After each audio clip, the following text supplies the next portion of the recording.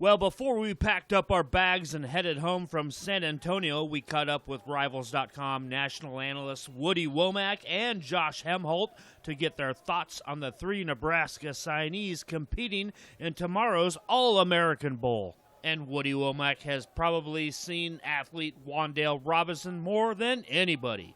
I've been watching Wandale Robinson for, a better part of 3 years now, and this is a guy who came out of nowhere, essentially, in Kentucky, really burst on the scene, and he's holding his own here in San Antonio. We were obviously taking heat over Rondale Moore's ranking, and one of the reasons we didn't move him up to a 4-star was last year at this event, he just didn't really pop out for us. That hasn't been the issue with Wandale. He's been really exciting, really electric with the ball in his hands, and I think that's why he's the perfect fit at Nebraska. You can see what the perfect fit can do for the right type of player. I think he's a plug-and-play guy in that Nebraska offense. You're going to move him around. He's a guy that can actually carry the ball more than people would think, too. He could play running back if he needed to in the certain system. So I think getting him, 10 to 15 touches a game is ideal, and I think he's shown out here today that's what he can do, or this week, I should say.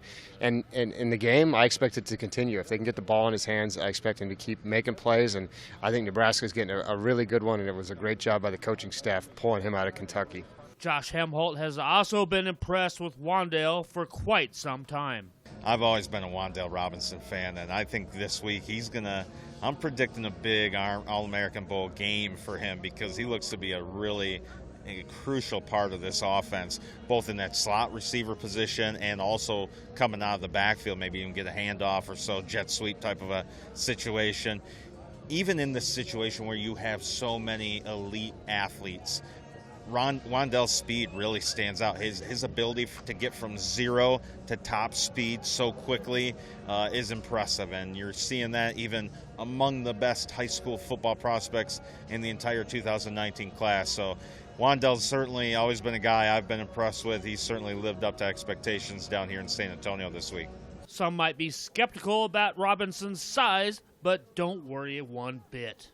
Well, you look at that size situation with Wan'Dale, and yeah, he's not tall, but he's solidly built. I mean, this is a kid who's sturdy. He's definitely going to be able to, get in the open field, shake tackles because of his low center of gravity, and he's strong. I mean, look at his build. He's a powerfully built kid, so I see no issues with the positions in the offense that he's going to with Wandale's size at the next level. 6'9" offensive tackle Bryce Benhart has been competing underweight all week, but has still been very impressive.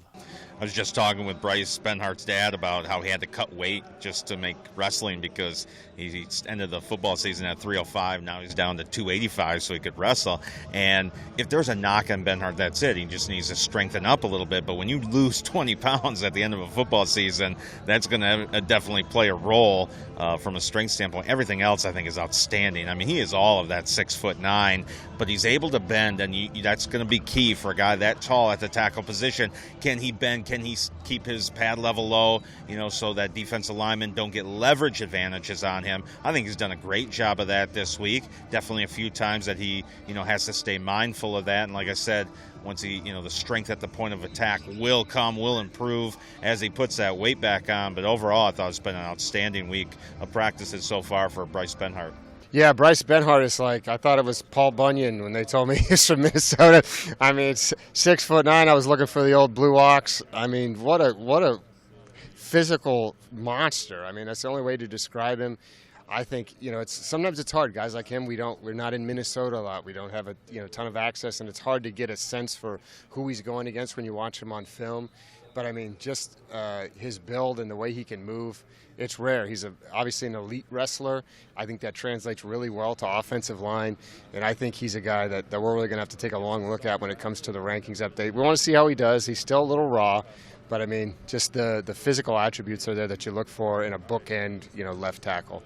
I think Benhart's definitely a candidate to redshirt just because of the fundamental challenges that he's going to have being 6'9". You don't see a lot of 6'9" offensive tackles in college or pro. There's a reason for that. It's tough to be able to, keep leverage advantages at that height. So can he do it? Yes. I think it's going to take some technical development, obviously some physical development. So I think Benhart's a guy that, you're going to look at man in that left tackle position for a couple of years, but probably a couple of years down the road.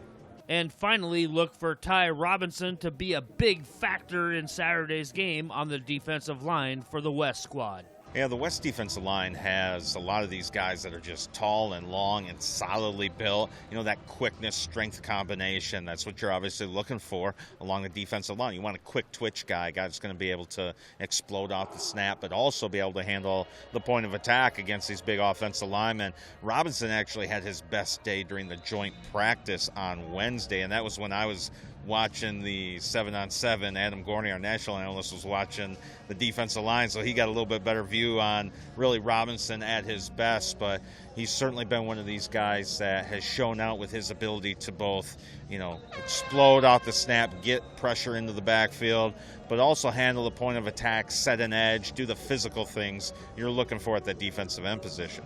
Reporting from the Alamo Dome in San Antonio, Texas for HuskerOnline.com, I'm Greg Peterson.